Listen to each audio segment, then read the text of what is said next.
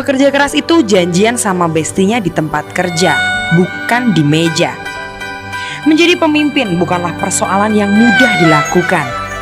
Pemimpin itu ibarat nahkoda yang mengemudikan kapal besarnya, yang di dalamnya diisi oleh kerumunan manusia yang tengah menikmati perjalanannya sembari menunggu kapal yang dikendarainya sampai ke tempat tujuan.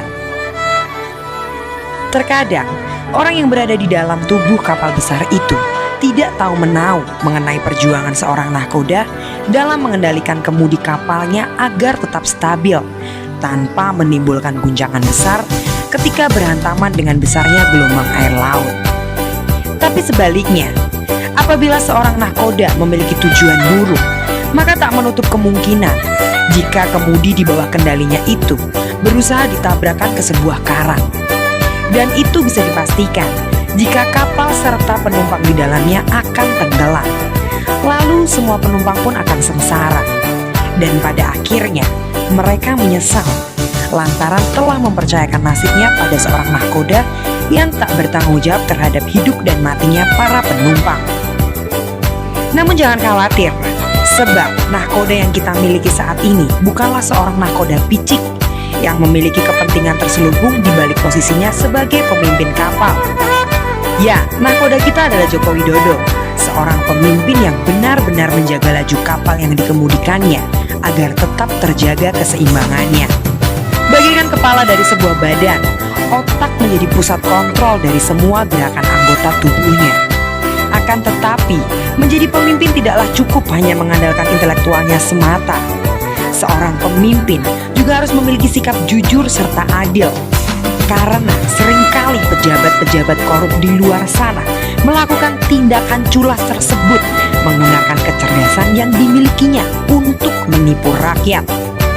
Dan Jokowi punya semua itu, mulai dari knowledge, sikap jujur, dan adil. Bisa dibilang jika beliau bukanlah pemimpin beleng-beleng yang hanya sibuk merangkai narasi kata untuk dijual kepada masyarakat.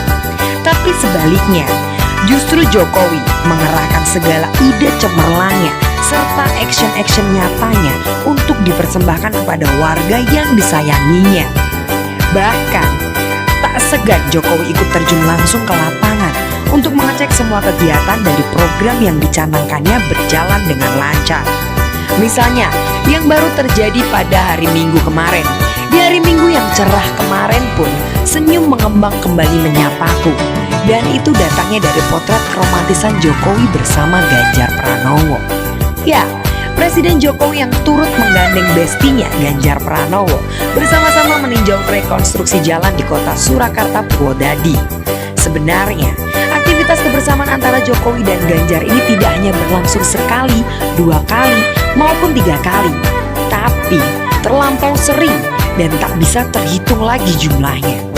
Seperti saat kunjungan Jokowi dan Ganjar ke Pasar Boyolali, di mana pada momen tersebut jalinan komunikasi keduanya juga intens. Bahkan, keduanya juga saling menebarkan senyum bahagianya satu sama lain, yang artinya memang duo sejoli ini akan tetap solid meskipun banyak cobaan datang silih berganti menerpanya. Dan kini, kedua sahabat sejati itu lagi-lagi dipertemukan kembali pada saat matahari sedang terik-teriknya, ditambah lagi hari weekend. Meskipun begitu, kondisi dan situasi apapun tak akan menjadi halangan bagi kedua politisi ulung ini untuk tetap melakukan pemantauan pada ruas jalan yang sepertinya memang membutuhkan perhatian khusus karena kondisi jalan tersebut tak bisa diperbaiki seperti pada umumnya. Maka diperlukan adanya rekonstruksi. Lihat kan?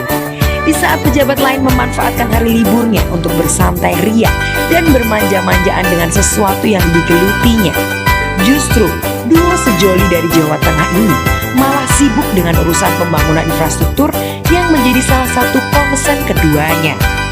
Mungkin bagi seorang pemimpin sejati, hari apa saja hanyalah untuk kerja. Tak ada waktu untuk bermalas-malasan, karena pemimpin yang benar-benar bisa memimpin harus tetap produktif, biarpun itu tanggal merah sekalipun.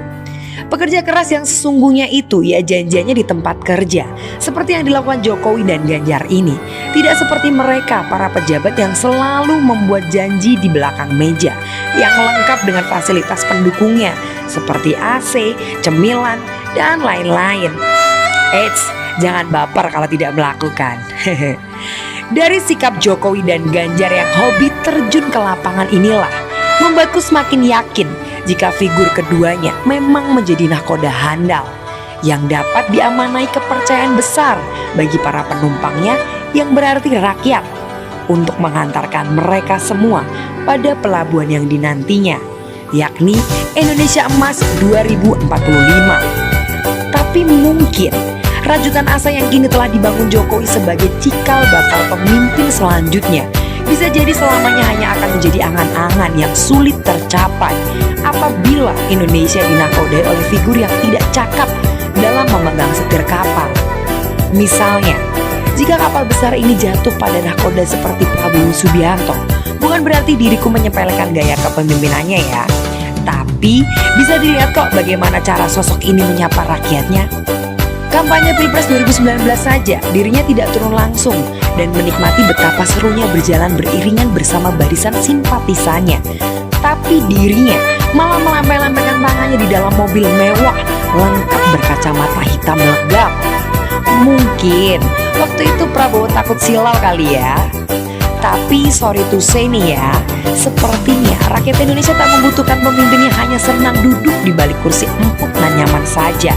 Tetapi yang rakyat inginkan adalah pemimpin yang berdiri sama tingginya serta duduk sama rendahnya. Dan kurasa sepertinya karakter itu tidak ada dalam diri seorang Prabowo Subianto, sebab beliau belum pernah merasakan geliat kehidupan rakyatnya dan terjun langsung untuk menyelesaikan problem yang terjadi di tengah-tengah hiruk pikuk warganya. Namun jangan risau, sebab kepribadian yang dibutuhkan rakyat telah tertanam pada diri seorang Ganjar Pranowo. Selama menjadi gubernur 2 periode, jangkung berambut putih ini selalu saja memberikan keteduhan serta kenyamanan bagi rakyatnya, layaknya Jokowi yang selalu merangkul seluruh warganya di Indonesia. Itulah mengapa rekam jejak itu penting untuk diulas, karena jika kita keblinger sedikit saja dan salah menjatuhkan pilihan,